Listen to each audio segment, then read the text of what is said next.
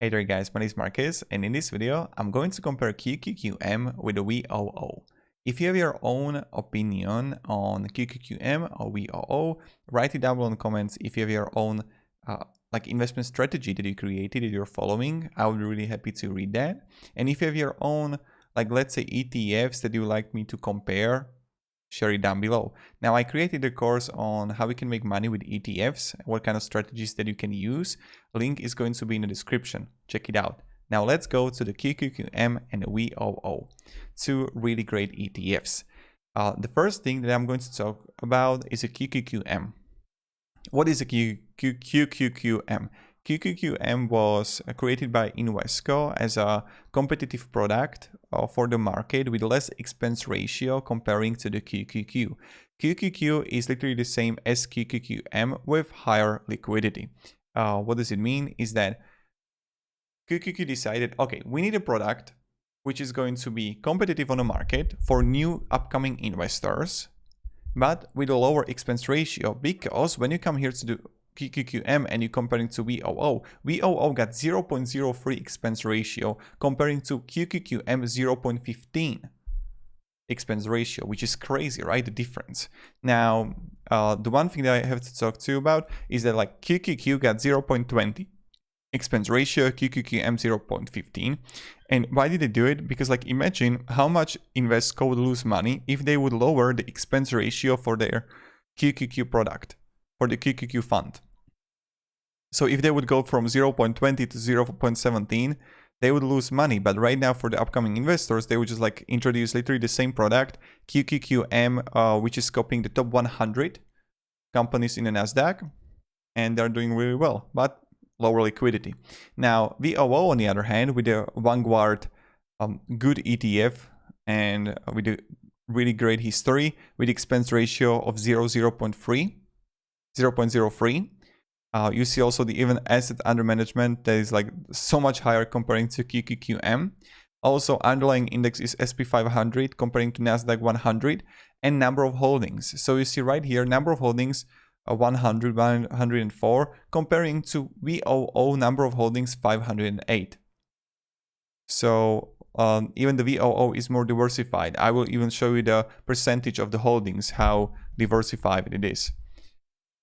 Expense ratio, we're talking about everything here. Now, when you look even for the performance here, you see that for the 1 month, QQQM was performing better. 3 months, again, 1 year, it's kind of similar because everything was growing in 2020, when most people would expect that in 2020 it wouldn't grow that much, but voila, here we are. You know, life's life. And then you see the 5 years, 10 years, US printing money all the time. So the market goes up. I'm just kidding. It's crazy for me to watch. And now let's look on the holdings, and then I will show you also the fund overlap, and we will look also on a dividend yield. That's also important. Now, when you come here to the number of holdings for QQQM, you see that we're going to see the technology 60.42% and consumer cyclicals 20, that's 85, and healthcare, so that's 91% of these three sectors. But look at this on the VOO, we see technology and consumer cyclicals, which is 50%. Then we're gonna see financials, which you don't have in a QQQM. Then healthcare, 13%, that's what 50 plus 13 is financials, healthcare another 14, 76%. And then we're gonna see have industrials, utilities, energy, basic materials, telecommunication services, right?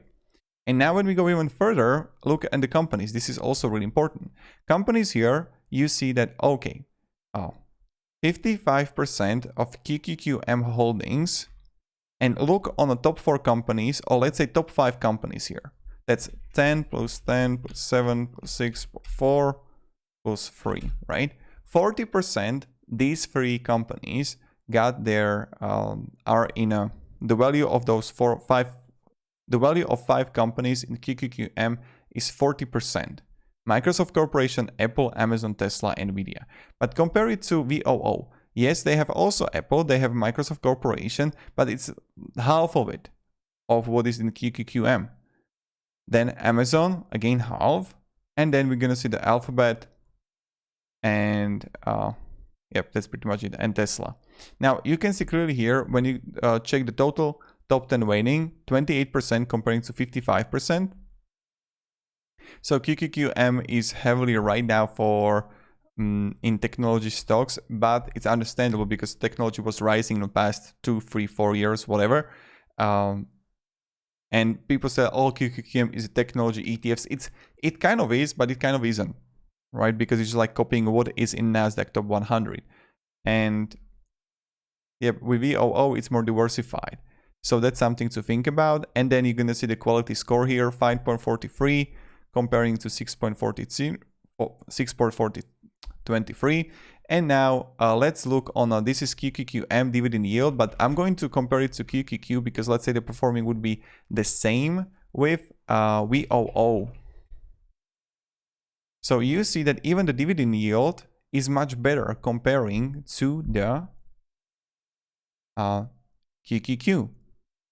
And we can even say QQQM. So not only the expense ratio is lower, the dividend yield is much, much higher when you compare it to QQQ, let's say, because it's copying, and let's say this would be, I know that you shouldn't say this is going to be in the future, but if we look on the same portfolio, but with a higher expense ratio on QQQ, we would see the dividend yield is worse comparing to VOO, and VOO is performing much, much better in this regard. So I would even go like many people are like combining VOO with the QQQM. That's not a bad strategy, right? So finance, tech, and now overlapping. 79% of QQQ's M101 holdings are also in VOO, and 15.7% of VOO 512 holdings are also in the QQQM. So nearly 80% what you're going to find in the QQQM is going to be in VOO, but with not such a high numbers that you have in a QQQM. But 15% of VOO 512 holdings are also in the QQQM. So that's also important to know. And what is like important. Now, to summarize this whole video, they are both good ETFs. QQQM with a higher expense ratio, VOO with a better dividend yield history. Also, assets under management are lower in QQQM. When we compare the holdings here, 104 to 508, QQQM to VOO, 3 months, year, like you can choose what you want, right? I don't really know what to say to you. They're both good ETFs, and I can say that you should choose that one or that one. That's like up to you. If you want to learn more and if you want to find how you can make money with ETFs, I made a course down below in the description and check it out. So thank you very much guys for watching and have a great day and goodbye. See ya.